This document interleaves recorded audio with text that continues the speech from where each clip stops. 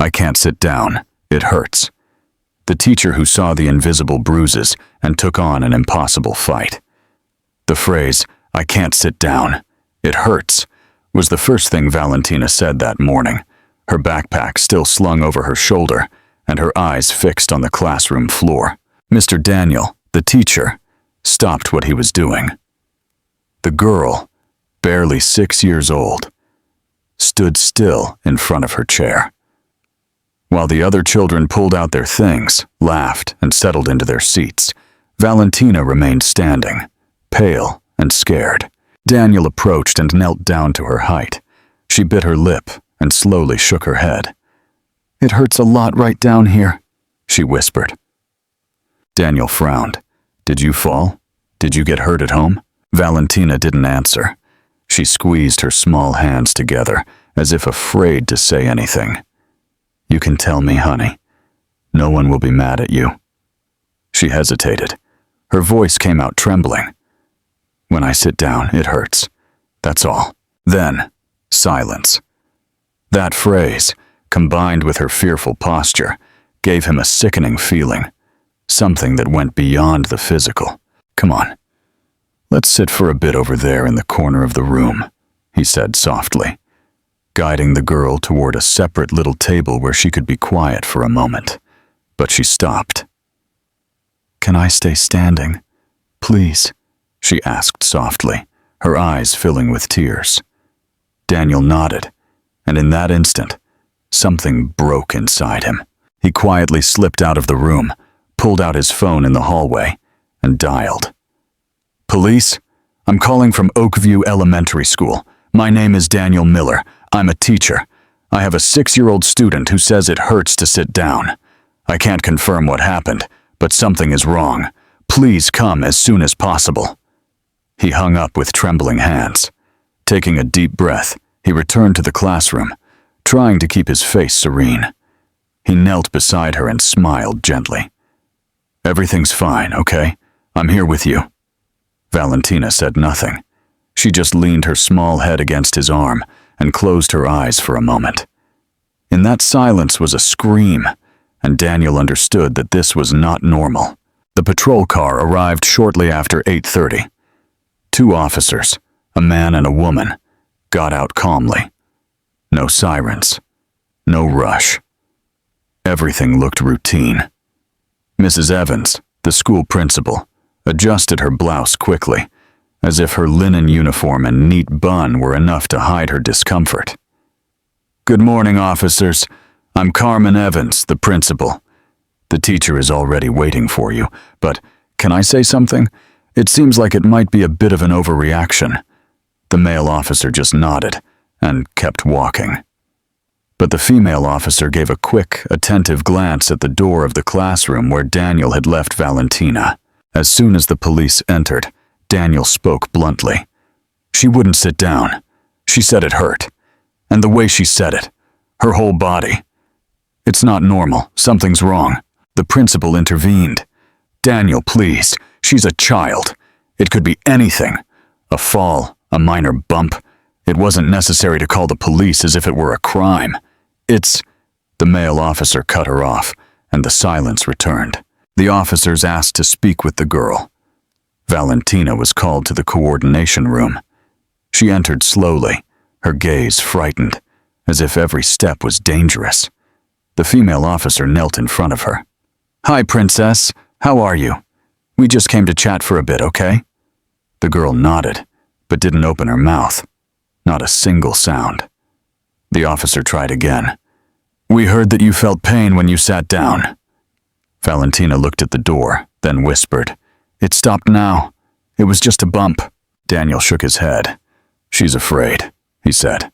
But no one responded. After a few minutes, the officers left the room. No visible marks, no previous reports.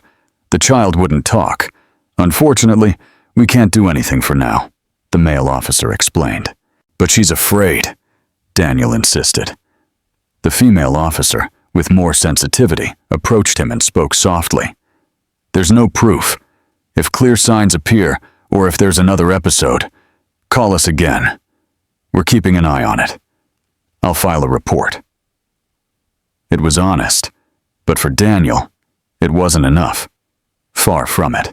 The patrol car left. The girl returned to the classroom, and the school continued as if nothing had happened.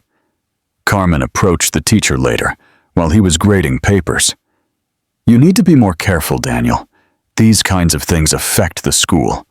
They cause unnecessary alarm." She didn't wait for an answer.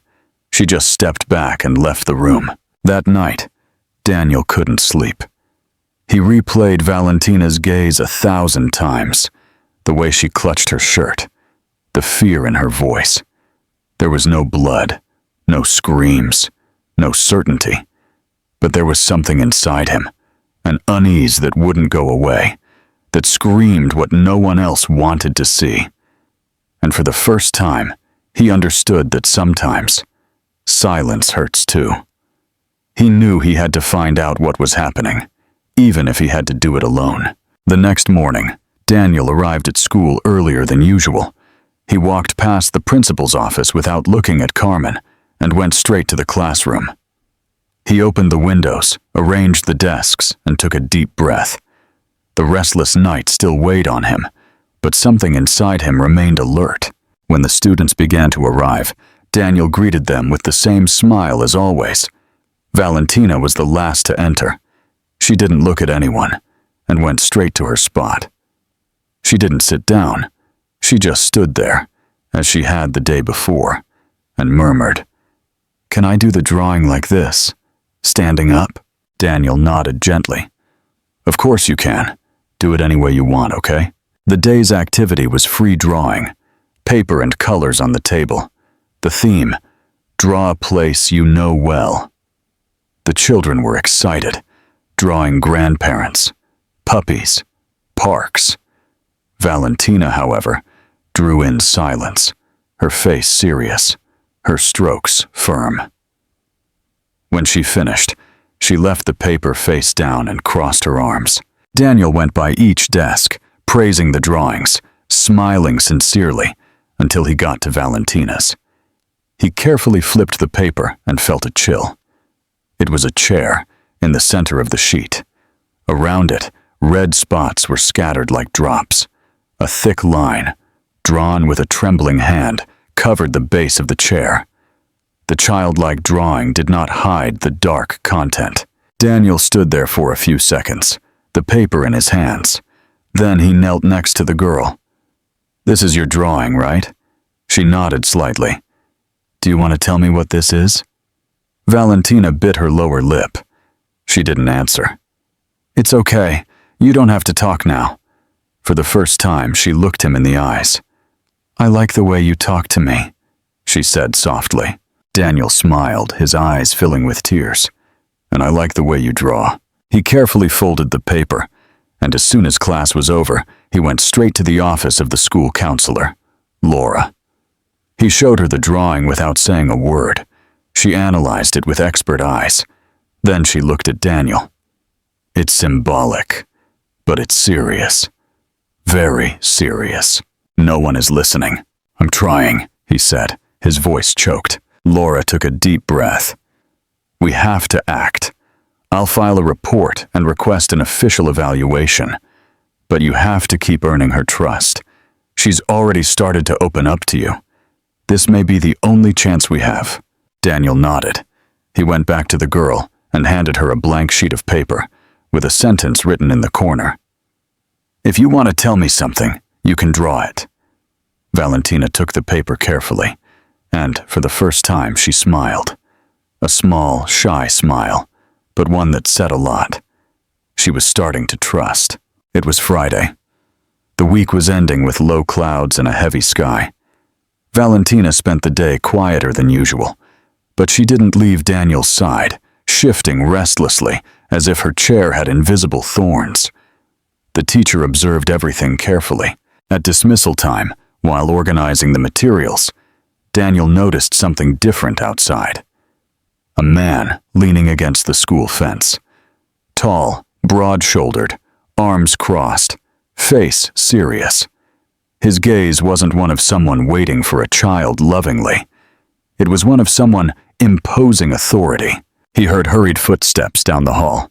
"Valentina, your ride is here," the supervisor announced. The girl froze. The slight smile she had managed to form in recent days vanished instantly. She walked to the door without looking at anyone. Daniel discreetly followed her. The man was waiting impatiently. He wasn't wearing a uniform or carrying a backpack. He wore a wrinkled shirt and jeans stained with paint. "Hurry up, kid," he said, making no effort to hide his annoyance. Valentina lowered her head. She didn't offer her hand. She just turned and started walking. The girl followed him. That's when Daniel approached. "Are you Valentina's father?" The man stopped, slowly turned, and replied with contempt. "Stepfather. And who are you?" "Daniel Miller. I'm her teacher." Roger raised an eyebrow. Daniel stood firm. "I just want to make sure she's okay. Lately she's shown some discomfort. She said it hurts to sit down, for example." Roger smiled sideways. A dry, humorless smile. "Kids make up a lot of things. You should stick to teaching reading, not sticking your nose where it doesn't belong." Daniel felt his blood boil, but he took a deep breath. "I'm just doing my job." The stepfather stared at him for a few more seconds. Then he turned without a word and pulled Valentina by the arm. She walked in silence, as if she had forgotten how to speak. Daniel stood there, watching them walk away through the fence. Later that afternoon, he couldn't stand it anymore. He took the emergency number registered in the school file and called. Rebecca, the mother, answered. "Hello, this is Mr. Miller from Oakview School." There was a brief silence on the other end. "Yes, everything's fine. Did something happen?" "I wanted to talk a bit about Valentina. She's shown signs of pain and discomfort and, well, today I noticed she got very tense when she saw her stepfather." Rebecca sighed nervously. "Look, teacher, Valentina is very sensitive. Any little thing frightens her. But everything is under control, okay?" Daniel insisted with a calm voice. "I understand. I just want to help." More silence. "Thank you. But there's nothing to worry about. She just needs to adjust. It's a new school, a different environment. That's all." The call ended shortly after. Daniel left the phone on the table, his chest tight. The feeling was clear. She knew. And for some reason she didn't want or couldn't tell the truth. Saturday dawned gray. Daniel spent the morning watching the clock, restless. The decision had already been made in his heart. Finally, he took a deep breath, grabbed a clipboard, some school papers, and left. He wore a simple shirt, trying to look like just another teacher making an educational visit. But he knew he was going in search of something the school preferred not to see. With the address in hand, he arrived at a narrow street with humble houses. He found the number. The yard was messy, and a makeshift curtain covered the window. The place smelled of neglect. Daniel clapped twice. A few moments later, a thin boy appeared at the door. He looked about 10 years old, with disheveled hair and a too large t-shirt.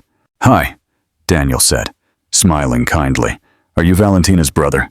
The boy nodded and replied, "Yes, I am. But she's not here. She went with Roger to the market." "And your mom?" "Yes," the boy replied listlessly. "What's your name?" "Hugo." "Nice to meet you, Hugo. I'm Valentina's teacher. My name is Daniel. I wanted to talk to your mom. Is she around?" "She's sleeping," the boy said, looking inside the house. Daniel also looked. The living room was dark, even though it was almost 11 in the morning. A broken sofa, a bucket of dirty dishes in the corner, and a stained floor. There were no toys or books or anything that suggested a childhood. "And you don't go to school anymore?" Daniel asked. Hugo shrugged. "I used to, but not anymore. Now it's my turn to watch things here." Daniel took a deep breath and crouched down to his height. "Can I ask you something, Hugo?" The boy nodded, a little mistrustful. "When Valentina gets sad, or when she cries, what happens?" Hugo looked away and stayed silent.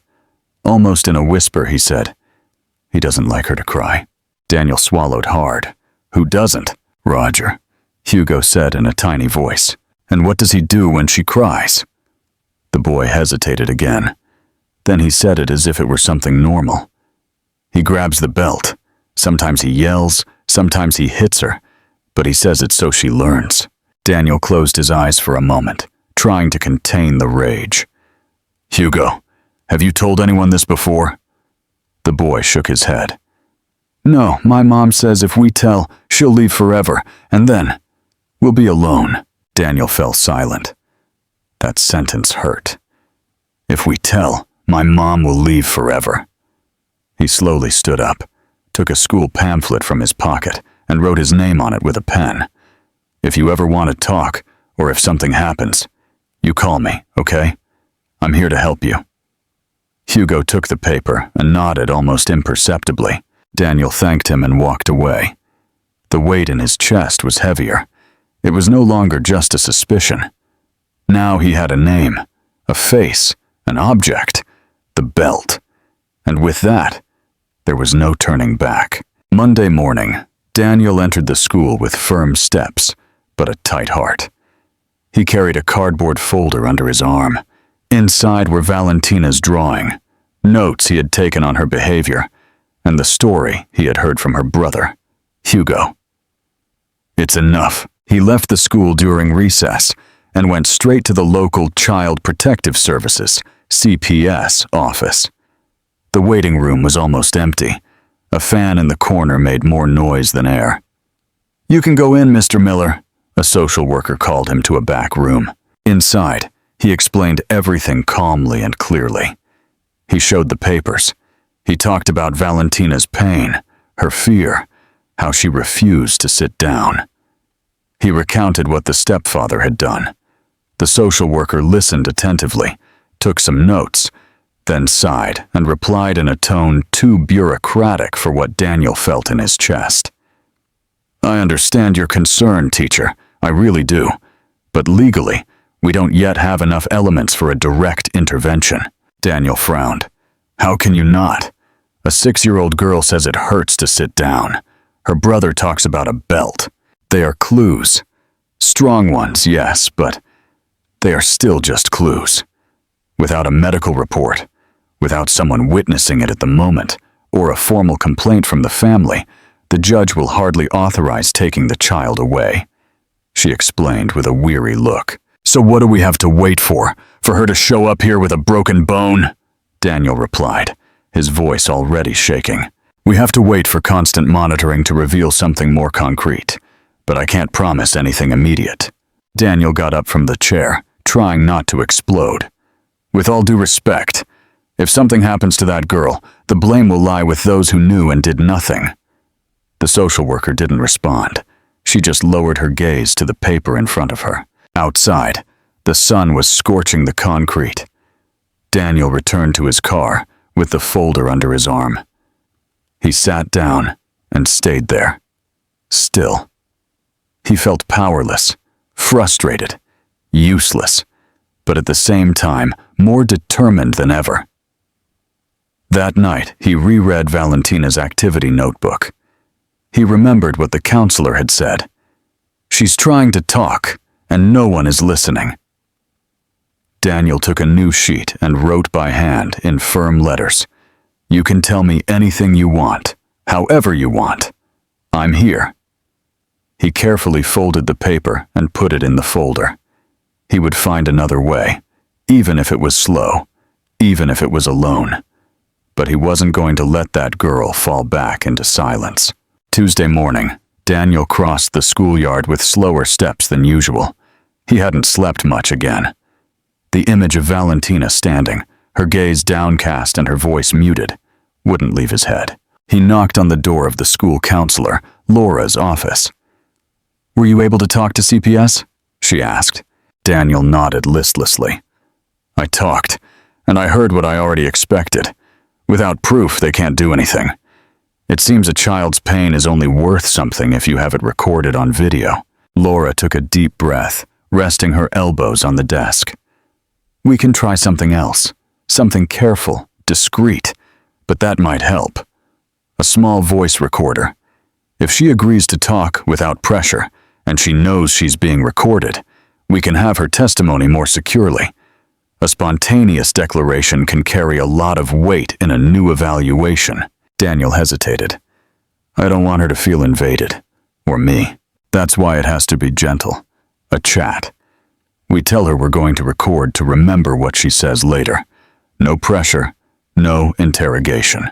Let's try it. That same day, after recess, Laura called Valentina to her office.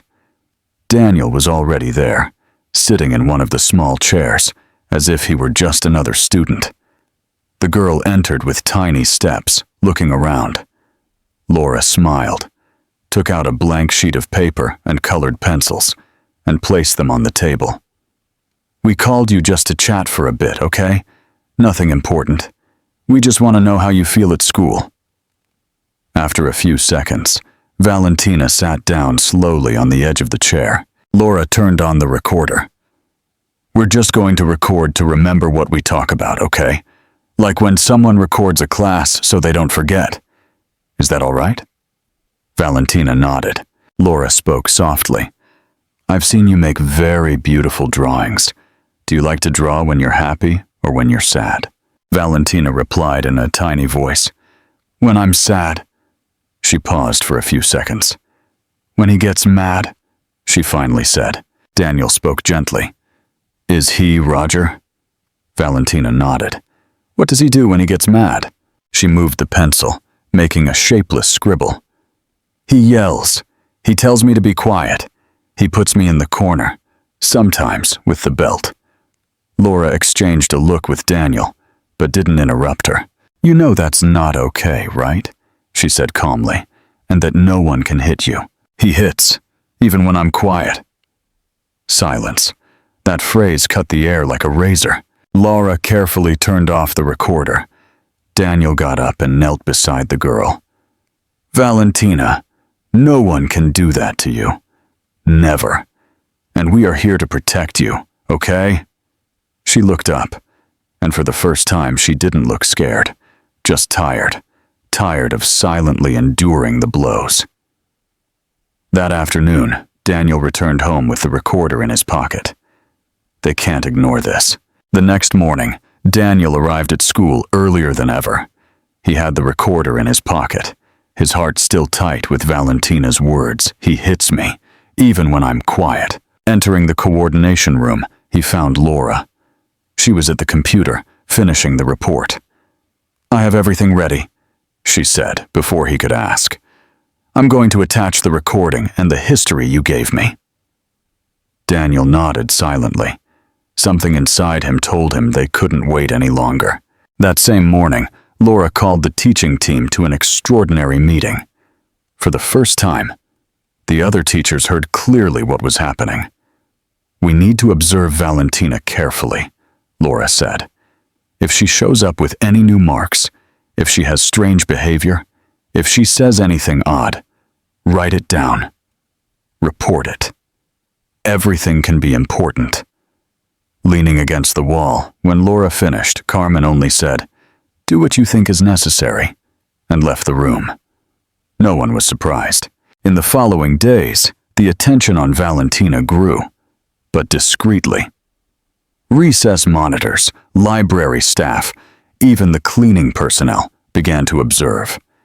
Some said she smiled more when she was near Daniel, but the signs were subtle, easily overlooked, until one Tuesday, she arrived looking different. She wore a sweater despite the heat. She walked slower. She sat down with more difficulty, and when Daniel called her for a group activity, she hesitated to get up. Everything okay, Valentina? He asked. She nodded, but something wasn't right. During recess, Daniel saw her playing alone in a corner of the playground. A gust of wind lifted her sweater slightly, revealing part of her back. There he saw it. Bruises. Long ones. Fresh ones. Daniel didn't wait. He left the school immediately. He pulled out his cell phone. He dialed. Police? I'm calling from Oakview Elementary School. This is urgent. The same student, Valentina Diaz. Today she presented visible signs of aggression. Yes, confirmed by direct observation. I demand a patrol right now. The operator asked if he wanted to wait on the line. No, just send one. He called Valentina over sweetly and told her he needed to chat with her for a bit. He took her to the counselor's office, where Laura was already waiting. While they spoke calmly with the girl, the patrol car arrived. This time, there were no protocols, no excuses. One of the officers, the same one who had come weeks ago, looked at Daniel with a different attitude. Now we have what we need. Take her to the nearest medical center. The report would be issued that same day. Roger didn't come to pick her up. Rebecca didn't either. By nightfall, the school was empty, but Daniel was still there. He was looking out the classroom window, now dimly lit, when Laura entered. Were you able to talk to CPS? Daniel nodded. They said that with the medical report and the recording, it's a matter of hours. Laura sighed, relieved. We got there in time. Daniel didn't answer. We got there when she was already hurt. But you still got there, Laura insisted. And for the first time, someone had done something concrete to pull Valentina out of the silence. That night, Valentina did not return home. After the medical report, the recording of the conversation, and the signed reports from the counselor and the teacher, a decision was made. Emergency protective custody. A patrol car accompanied the girl to a children's shelter in the neighboring community. Valentina held a small notebook, the one she always carried in her backpack. Her eyes were fixed on the window. No one knew what her thoughts were. Upon arrival, a social worker named Dolores opened the car door and spoke to her gently. We're here, Valentina. This is a safe place, okay? Valentina slowly got out and looked at the white, two-story building with barred windows. Is he coming? Dolores knelt to her height and replied kindly. Yes, my love, the teacher is also going to come. But first, he has to go somewhere else with his team. He'll be here with you very soon, okay? Valentina just nodded. But upon entering the room with two unfamiliar beds, white walls, and a strong smell of disinfectant, the tears came. She didn't scream or sob. She cried softly, as she always did, internally. The shelter staff received the folder with authorization from the school, a bag with colored pencils, blank sheets of paper, and a children's book with a blue cover and animal figures. The shelter coordinator greeted Daniel at the entrance. Hello, Mr. Miller. Valentina is in the reading room. You can go in, the woman said with a discreet smile. Daniel thanked her and walked toward the small room. Valentina was curled up in a chair, her arms crossed. When she saw him, her eyes shone with something different, not joy. It was relief. Hello, Valentina, Daniel said, sitting on the floor next to her. She replied in a thread of a voice. Hello? Daniel gently held up the bag. I brought some things. Paper, pencils, a book. I thought maybe you'd like to draw. I want to, she replied with a slight smile. This is all yours for today. She took a blue pencil and a sheet of paper, but before she started drawing, she stopped and asked with a worried look, Does he know I'm here? Daniel immediately understood who she was referring to. His voice was firm. No, and even if he did, he can't hurt you anymore. The police are looking for him. You are safe here. But he said that if I told, he would disappear with her. Daniel took a deep breath. Then he leaned in and put a hand on her shoulder. Valentina, can you look at me for a moment? She slowly looked up, her face serious. You are not alone anymore, Daniel said in a low, firm voice. Do you hear me? You'll never go through that again. I promise you. Valentina barely nodded, and without saying anything, she rested her head on his shoulder. They stayed that way for a while. The silence was peaceful. When it was time to leave, Daniel slowly stood up. Before going, he took a folded, handwritten note from his folder and handed it to her along with her school notebook. "This is yours, okay? Read it whenever you want, and draw whenever you feel like it." Valentina took the paper carefully. When Daniel left, she opened it. The paper read, "When you are afraid, draw, and remember that I am here." Outside, the sun was setting behind the trees, and for the first time in a long time, Valentina was in a place where no one yelled, no one hit, no one told her to be quiet. She was far from home, yes, but finally close to protection. 2 days passed since Valentina arrived at the shelter. She was still quiet. She drew a lot. She slept little. She asked about Hugo occasionally. She only looked at the door, as if waiting for Rebecca to suddenly appear, saying everything was fine. But Rebecca did not appear. On the 3rd day, a social worker called the numbers registered at the school several times. No one answered. She went to the address, the same one Daniel had visited. The door was locked. The windows were also closed. The school staff confirmed that Rebecca hadn't returned since the night before Valentina arrived at the shelter. The police were notified. "Mrs. Rebecca Diaz has been missing since Monday. There are suspicions that she fled with her partner, Roger Mendez," the officer in charge said in an internal communique. The news spread among the shelter staff. Laura, the counselor, called Daniel that same day. "The police think she might be hiding Roger." Daniel, on the other end of the line, took a few seconds to respond. She knew. She knew what he was doing to her. "But still run away with him?" Laura replied in a lower tone. "It's still too early to say, but everything indicates she's being manipulated. He has a history of psychological abuse. That kind of control suffocates even the instinct to protect one's own children." That night, Valentina had a crisis. The caregiver entered the room and found her trembling, sitting in the corner of the bed, Daniel's note in her hands, and her face soaked in tears. "I don't want to be here without Hugo," she cried. "And my mom is never coming back." It was the first time she had screamed.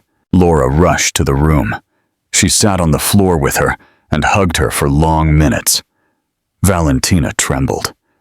She didn't want to eat. She didn't want to sleep. The following day, Hugo was transferred to another shelter by order of CPS. It was a standard measure, children separated by age and gender. But for Valentina, it was another abandonment. "He promised he would come," she whispered, lying on her side. "He told me he would." Daniel went to visit her that afternoon. He entered the reading room and found her curled up in a ball on the rug, hugging a drawing with dark lines. He sat next to her without saying anything. "My mom, did she run away?" Daniel hesitated for a second. Then he replied firmly but carefully. "We don't know yet, but the police are looking for her, and if she's in danger, we're going to find her. Do you hear me?" Valentina didn't respond. She just clutched the drawing to her chest and murmured, "I wanted her to choose me, not him." Daniel closed his eyes, holding back his emotion. He knew that wound would take time to heal, but one thing was certain. He wasn't going to let abandonment be the last chapter of that story. That Tuesday seemed the same as any other. Daniel arrived at school early, as always. He arranged the books on the table, walked through the hallways with his head full of worries. It had been days since he'd seen Valentina smile, and Hugo, since being moved to the other shelter, was out of communication. The mother's silence still echoed. A colleague approached him with a simple envelope in her hand. "Mr. Miller, someone left this for you at the secretary's office." They didn't say who. Daniel took the envelope. It was white, with no return address, no stamp, and only his name written by hand. From Daniel Miller. His heart skipped a beat for no clear reason. He opened the envelope carefully. Inside, a folded sheet of paper, written with blue pen. The handwriting was shaky, uneven, almost childish. "If you are reading this, it's because you are still taking care of my daughter. Thank you. I never imagined someone from outside would do what I couldn't. I know everyone thinks I ran away willingly, but it's not true. I was afraid. He threatened me. He said he would do worse things if I spoke. He said he would disappear with Valentina if I opened my mouth. And I believed him. I always believed him. He won't let me go out alone. I can't use a cell phone. But he left for a few hours yesterday, and I managed to write this. There's an old house on a dirt road near the San Lucas neighborhood. It's behind an abandoned warehouse. The house has green walls and only one window. Please help my daughter. I don't want to run anymore. I just want this to end. Rebecca. Daniel read the letter twice. By the third time, his hand was trembling. He stood up without saying anything. He went straight to the principal's office. Carmen, I need to use the school phone. Now. He was already dialing. Police? This is Daniel Miller from Oakview Elementary School. I received a letter. It's from the mother of student Valentina Diaz. She's hiding. She's scared, but she wants help. I have the address. Less than 2 hours later, the schoolyard was surrounded by unmarked police cars. An inspector from the Juvenile Crimes Unit gathered the small team in silence. This is a delicate operation. We will act quickly and without drawing attention.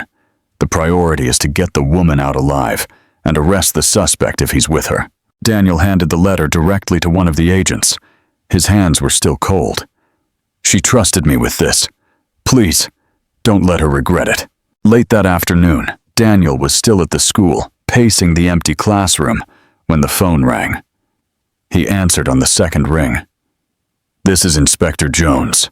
Mrs. Rebecca Diaz has been located. She was in the house exactly as she described. She was alone at the time of the operation. Scared but cooperating. She is under protective custody and receiving psychological care. You did the right thing. Daniel closed his eyes. He took a deep breath. For the first time in days, he felt a spark of hope. And Roger? He asked, still tense. He wasn't there, but it's a place he frequents. The search is intensifying from now on. With her testimony, we have grounds to issue a formal arrest warrant. Daniel thanked him and hung up. He sat in the classroom chair and looked at the empty blackboard in front of him. The mother had failed. She had fled. She had remained silent. But now she wanted to fix it. And sometimes, that was all anyone needed to start over. But for now, he stayed there, in silence, the envelope in his hands, as if holding a piece of handwritten hope. Rebecca sat in a small room, with beige walls and the smell of cold coffee. Across the table, 2 investigators listened attentively. The tape recorder was on. Her hands were trembling, but her voice was firm. He always goes to his brother's auto body shop, almost every afternoon. It's in the industrial zone, near an abandoned market. One of the agents confirmed the location on the map. And is he still armed? I think so. A few days ago, he threatened me with a knife. He said if he saw me talking to anyone, he would make me disappear, Rebecca replied. Her eyes filled with tears. Are you willing to testify? The other agent asked carefully. Rebecca nodded firmly. For my daughter. I'll do whatever it takes now. It was a sultry afternoon, the sky full of clouds, as if the weather was also holding its breath. 6 unmarked patrol cars positioned themselves on the nearby streets of the auto body shop. 2 plainclothes officers were already inside, posing as customers. Outside, hidden behind a car, Daniel and Laura waited with the 2 siblings, Hugo and Valentina. It had been difficult to convince the judge to let them be close, even at a distance. They needed to see it with their own eyes. They needed to see the fear end. Valentina was trembling. Hugo squeezed her hand tightly. He's going out the main entrance, an agent reported over the radio. Confirmed. Target in sight. Inside the shop, Roger had just arrived. He walked calmly, as if nothing were wrong. He joked with an employee. He picked up a toolbox. He lit a cigarette. And then everything happened very quickly. Now, the agent yelled. Go! Roger tried to escape out the back, but a patrol car was already waiting for him. He tried to resist. He pushed one of the officers. He grabbed a piece of wood. He threatened. He was forcefully subdued, handcuffed, pinned to the floor. He shouted incoherent things. "I didn't do anything. She's lying. It's a trap." But no one believed him anymore. Behind the car, Valentina watched with wide eyes. Hugo hugged her shoulders. Daniel, who was beside her, confirmed. "That's him, and now he can't touch you anymore." Valentina didn't say anything, but her body relaxed. Her face was still scared, but now it held something new. Relief. When the patrol car drove away with Roger, she looked at Daniel and asked, "Will he be away from me forever?" Daniel knelt down, took her hands, and replied firmly, "Yes, and even if he's free someday, you'll never be alone again." She nodded. Then she rested her head on her brother's chest. And there, for the first time since everything began, she cried without fear. Not from pain, but from relief. Hours later, back at the shelter, Valentina asked for something unexpected. "I want to draw this afternoon." Daniel gave her paper and a pencil, and for the first time, the drawing didn't have a chair, or red drops, or shadows. It was just a simple house, a sun, 2 children holding hands, a tranquil smile. Daniel recognized the line work. It was him. Valentina looked at the drawing for a few seconds, and she smiled. The calendar moved quickly after Roger's arrest. The recording with Valentina's words, the drawings, the medical reports, Rebecca's testimony, and the on-site arrest formed a solid case. The prosecutor's office didn't hesitate. The process was fast-tracked. "We're going straight to the preliminary hearing," the prosecutor said. "It will set the tone for the sentencing." Daniel received the news with a tight heart. Valentina was improving. She slept more. She drew with different colors. Sometimes she even laughed genuinely. But the nightmares still returned, usually in the early hours of the morning, when the silence was louder than anything. Laura, the counselor, spoke with her every day. Daniel did too. "The judge wants to talk to you, Valentina. She wants to hear from you what happened, but you don't have to be afraid. You can tell everything, or you can stay quiet. No one will force you." Valentina looked at him seriously. "I'm going to talk. Are you sure?" She nodded. "If I tell, will other girls be protected too?" Daniel was moved by the question. He replied softly, "Yes. You can change many things, little one." Daniel helped her find the words. They repeated phrases softly. They practiced answers, but without forcing her. "If she asks you how you felt, what are you going to say?" Daniel asked one afternoon at the shelter. Valentina thought for a bit, then replied, "Scared and ashamed." "Ashamed of what?" "Of thinking it was my fault." Daniel knelt down and looked her in the eyes. "It was never your fault. Do you hear me? Never." The night before the hearing, Valentina had another nightmare. She dreamed she was under a table at school, hands over her ears, while Roger yelled in the background. When she woke up, Laura was sitting by the bed, as if she knew. "Was it him again?" she asked gently. Valentina nodded. But in the dream, Mr. Miller came in and yelled louder. He said, "It's over now." Laura smiled. That dream can come true tomorrow. But there was one doubt that no one dared to voice. Until one day, Valentina herself spoke. "Will my mom be there?" Daniel hesitated. Then he replied honestly, "Yes, she'll also give her testimony, and the judge will want to know if you would want to live with her again." Valentina was silent for a long time. Will she choose him or choose to run away again? That no longer depends only on her, Daniel explained firmly. There are people watching, people who will protect you, and I will be there too. Valentina took a deep breath. Then she said, "I want to see her, but I don't know if I want to go back." Daniel nodded. "That's okay. No one will pressure you. You're already very brave for having made it this far." He took a small, gold-colored star-shaped pin from his pocket. He had kept it in a drawer for years. "This is yours now. Wear it tomorrow. And remember, you shine, even when you think you can't." Valentina clutched the pin in her hand as if it were a shield, and that night, she slept peacefully. She had no nightmares. The morning dawned cold and cloudy. Outside the courthouse, a light drizzle wet the stone floor. It was quiet, but inside, hearts were beating like drums. Daniel was there, in a simple suit, waiting in the room reserved for witnesses. Beside him, sitting on a couch with her feet dangling in the air, was Valentina. She wore a little navy blue dress and a wool coat that Laura had brought her. In her hair, 2 discreet barrettes, and on her chest, securely fastened, the star-shaped pin. Valentina nodded, her eyes fixed on the door in front. Shortly after, a court official opened the door. "Valentina, it's your turn." The girl stood up. Daniel knelt to speak into her ear. "Just say what your heart wants to say. You've already overcome everything you needed to overcome."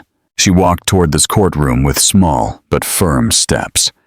The judge, a woman with a kind face and attentive eyes, observed her every move with empathy. Beside her were the prosecutor, the public defender, the counselor, and the clerk. No one wore robes. No one stood up. The atmosphere was warm, carefully prepared not to frighten her. Valentina sat in a smaller chair, facing a microphone. The judge spoke softly. "Good morning, Valentina. Don't worry, okay? We just want to hear you, and you can say anything you want." She continued. "We want you to tell us how you felt before, when you lived with your mom and her partner." Valentina took a deep breath. Then she began, in a soft voice. "I was scared, not just when he yelled, but also when he was quiet. I felt like something was going to happen. I didn't do anything, but he still hit me." A deep silence filled the room. The judge asked gently, "Had you told anyone this before?" "I told my teacher." "And what changed after that?" Valentina looked at the pin on her clothes. "It changed because I started to believe it wasn't my fault and that I wasn't alone." The judge smiled, her eyes moist. "You are very brave, Valentina. Now tell me, do you miss your mom?" The girl was silent. Then she replied, "Yes, I miss her, but I also feel like she left me alone when I needed her most." The judge nodded empathetically. "Would you like to see her again?" Valentina thought for a few seconds. "Yes, but with other people around. I don't want to live with her yet. I want to be sure she has changed." The room was silent for a moment. The judge thanked her with a smile and asked for the girl to be escorted out. Daniel met her outside. She ran into his arms and whispered, "I said everything, teacher." "And you said it beautifully," he replied. Now. Later, it was Rebecca's turn, her hands crossed in her lap. The judge looked at her seriously. "Mrs. Rebecca Diaz, are you willing to take full responsibility for your acts of omission?" "Yes, Your Honor," she replied in a low voice. "I failed. I kept silent when I should have protected her, but I was set free, and now I just want to rebuild, no matter how long it takes." The experts presented their testimonies. "We request that the minor remain under protective custody. We suggest supervised visits and psychological support for both." The judge paused briefly. Then she announced her decision. "Considering the seriousness of the facts, the history of abuse, and the risk to the child's emotional integrity, I am keeping Valentina under institutional custody with monitored visits to the mother based on technical recommendations. The stepfather will remain detained, awaiting criminal trial." A silent sigh swept through the room. On the way out, Daniel accompanied Valentina to the shelter's car. Rebecca watched her from afar, not approaching. The girl turned to look at her. For a moment, Their eyes met. Rebecca was crying, but she didn't come closer. Valentina didn't either. She just raised her hand in a shy wave, a small gesture, but full of meaning. Now there was space for healing to happen, and that was already a lot. The room was full, but the silence was absolute. The final hearing in the case against Roger had begun a few minutes ago, but no one dared to move. Even breathing seemed to be held back in that atmosphere. In the front row, seated between the counselor Laura and the teacher Daniel, Valentina watched everything with wide eyes. She looked different. The way she occupied her space, not shrinking, not hiding, was present and firm. Beside her, Daniel held her hand gently. He didn't say anything, but he was completely there. Across the room, Roger kept his head down. He wore a prisoner's uniform, and his wrists were cuffed. He wasn't yelling. He wasn't smiling. He just moved his legs constantly. The prosecutor asked to speak. "Your Honor, what we have before us is not just a crime.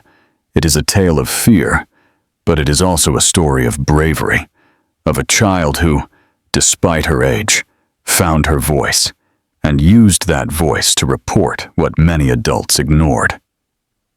Roger's public defender did his best. He spoke of financial problems, of a violent past, of impulses out of control. But no one seemed to really listen. When the judge prepared to read the sentence, everyone straightened in their seats. He took the papers, adjusted his glasses, and read, "Roger Mendez is convicted of aggravated battery, child abuse, threats, and coercion. The penalty will be served in a maximum security facility, effective immediately. The right to appeal is reserved. This court also recognizes the risk to the minor's psychological integrity and prohibits any future contact between the accused and the child. The measure is permanent." There was a collective sigh. The judge looked directly at Valentina and said in a lower but stronger voice, "Children are not here to suffer. They are here to grow. And what was taken from you, we cannot give back. But from today on, no one will ever take anything from you again." Daniel squeezed her hand tightly. For a second, Valentina seemed not to believe it. Then she smiled. Not a big smile, or one with all her teeth. A sincere, deep, clean smile. Rebecca, who was watching from the public seating, also smiled. Laura wiped her eyes discreetly. Daniel breathed like someone who has shed a burden of months. When everything was over, Valentina stood up and turned to him. "Can I grow up now?" Daniel knelt down and replied, his eyes shining. "Of course, Valentina. You can do anything." They walked out of the courtroom side by side, without rushing. Outside, the sky was no longer gray. The cold floor was dry. On the sidewalk in front of the courthouse, Rebecca watched them from afar. She didn't approach, but she nodded her head discreetly. Valentina saw her, and this time, she naturally returned the gesture, without resentment, without fear. Only with peace. Justice had arrived. But life was just beginning. It was Monday. A new month was starting, and with it, a new time. Valentina paused for a moment before entering Oakview Elementary. She wore a clean uniform, her hair in 2 simple braids, and a light backpack on her back. Beside her, the shelter caregiver made a loving gesture. "Everything's going to be fine, honey. If anything happens, I'll come get you earlier, okay?" Valentina nodded, and then she walked in. The hallways seemed smaller than she remembered. The colorful posters were still there, the hurried steps of the other students. Everything was familiar, but different, because this time, she wasn't afraid anymore. Entering the classroom, her classmates turned to look at her. Some smiled, others whispered among themselves, but Valentina just walked. With firm steps, she crossed between the rows of desks and stopped in front of hers. Daniel watched her from the blackboard, his heart tight, his eyes moist. The girl looked at the chair, the one that represented pain, fear, and shame. But now she pulled it out calmly. She sat down, alone, without hesitation, without help. She looked at Daniel and smiled softly. "It doesn't hurt today." The teacher took a deep breath, swallowing his emotion. "I know, Valentina, I know." The class continued. Notebooks open, pencils in hand. Soft voices of children learning to read, to write, to exist. But in that corner of the room, something was different. "You are the strongest girl I have ever met." Valentina looked at him and replied, her eyes shining. "I just needed someone to believe in me." He opened his arms, and she hugged him, unhurriedly, without pain. A hug that asked for nothing. It only confirmed. Everything was different now. At the end of the day, Daniel was left alone in the classroom, tidying up the materials. He stopped for a moment in front of the desk where Valentina had sat. He smiled and thought, "Every child deserves to sit in peace." Then he erased the blackboard, turned off the light, and left the room with a light heart, knowing that this girl could now truly grow. What questions do you have for Mr. Daniel about the moment he realized he had to break protocol? Do you think Rebecca should eventually regain custody, or has she lost that right forever? Let me know your thoughts in the comments below. If this story moved you, please like the video and subscribe so you don't miss any future true stories of courage. Thank you for watching.